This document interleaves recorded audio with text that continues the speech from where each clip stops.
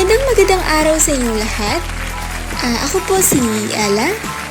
At ngayong araw ay ituturo ko sa inyo kung paano paggamit ng application na Sullivan Plus. So karamihan sa mga visually impaired ngayon o kahit nga sa mga low vision ay patuloy pa rin naghahanap ng mga application na pwedeng makapag-recognize ng text sa isang picture or pwedeng i-recognize yung text sa photo.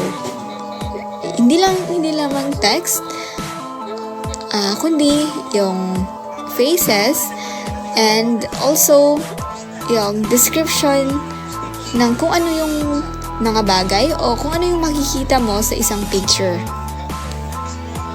So, ang Sullivan Plus ay isa na sa mga application na ito or isa na sa mga application na talagang makakatulong sa inyo.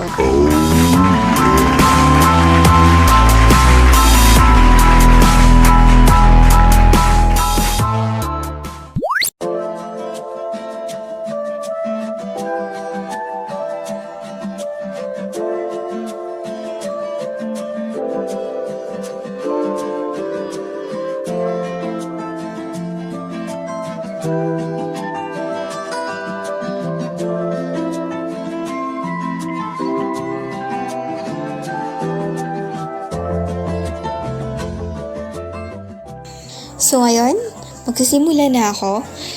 Nais ko lang pala sabihin na ang Sullivan Plus ay kailangan mo ng internet connection kapag gumagamit ka nito. So, we'll go to Sullivan Plus. So, yung application pala na to is pwede mong or you can download this application in Google Play Store. Just search SULLIVONPLUS.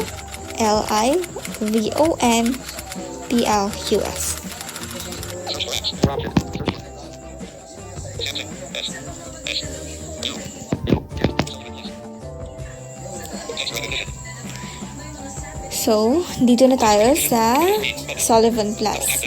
So, sa akin kasi, nakaset na yung text recognition. Kasi palagi ko itong ginagamit. Especially sa mga notes na sinisend sa akin ng mga kaklase ko. So, meron ditong menu screen, capture, and function screen. So, sa menu screen, makikita mo dito ang so, may AI mode. Speaking of AI mode, hindi to gumagana sa phone ko. Hindi gumagana sa akin ng feature na to. Text recognition, face recognition, image description, fast text scan, color recognition, light, and magnifier, note, and PDF reader. So, ang light tsaka magnifier is for low vision to. At hindi ko talaga to na-try kasi usually yung tatlo lang talaga yung nagamit ko. Yung text recognition, face recognition, and then image description. So, sa capture, pwede kang makapag-capture ng text. Like for example, merong book or merong magazine na nasa table or na hinahawakan mo. So, like for example, wala kang kasamang sighted. So, in order you to read ng magazine or ng book na yon, ika-capture mo yun using this application. So, i-capture mo yung pages na merong text or kung ano yung nakasulat sa bawat pages ng book. Sa function screen naman, sa function screen, dito, pwede kang pumunta or you can go to gallery You can go to gallery. Or, nakalimutan ko palang sabihin, dito sa text recognition, pwede kang mag-save note using the Sullivan Plus. And then, pwede mo ring i-share yung photo na na-convert mo na into text. So, now we will go to gallery kasi dito nakasave yung picture na susubukan nating i-convert into text. So, ito na yung picture.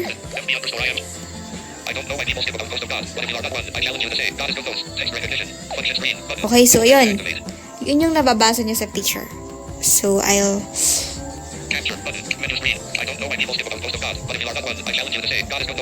So, yun. Very accurate. Masasabi ko talagang 95 to 98% na accurate yung text recognition ng application na to. So, next, we will go to face recognition. Sa paggamit pala ng application na to, pwede tayong we can go directly to our file manager kung saan nakasave yung picture. Then, just tap share, then Sullivan Plus. So, let's try. Punta tayo sa file manager.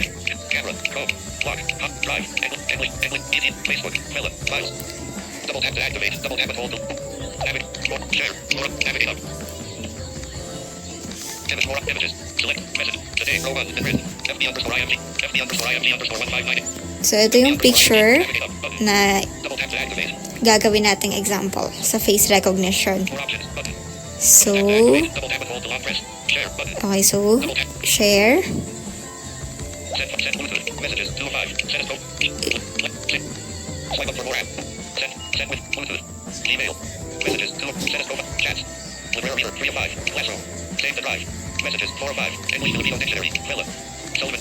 So, ito yung pipiliin natin. Share via Sullivan Plus. And then dito, pwede tayong pumili ng mga modes. AI mode, text recognition, face recognition, and image description. So, ito yung face recognition. So, ito na.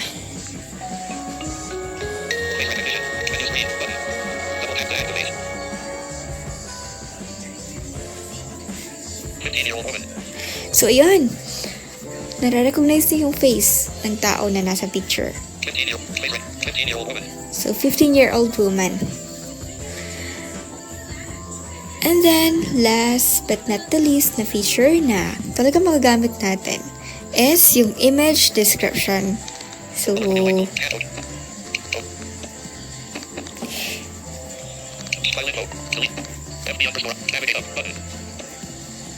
dito lang tayo sa file manager.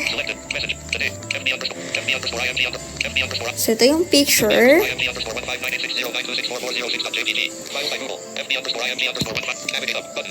So, ito yung picture na gagawin natin example for image description. Ganun pa rin yung gagawin natin. Let's go to share.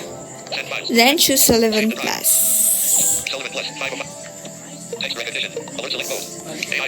Then, we will select mode. So, image description. So, try natin.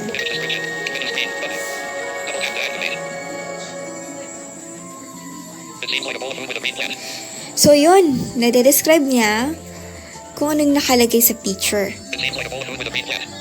So, yun. So, that's all. Yun lang muna yung talagang maibabahagi ko sa inyo. Sana makakatulong yung tutorial na to sa lahat ng mga visually impaired na gusto ring gamitin ang application na Sullivan Plus.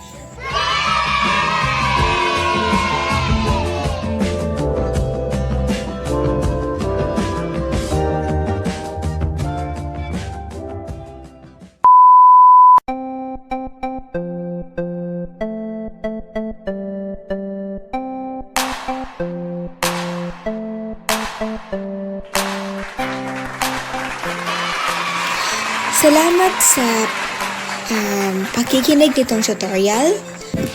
If you have any clarifications or suggestions, just leave a comment. Huwag kalimutang i-like ang video na to at mag-subscribe sa aming channel, Light of Darkness PH. Maraming salamat po! Yahoo!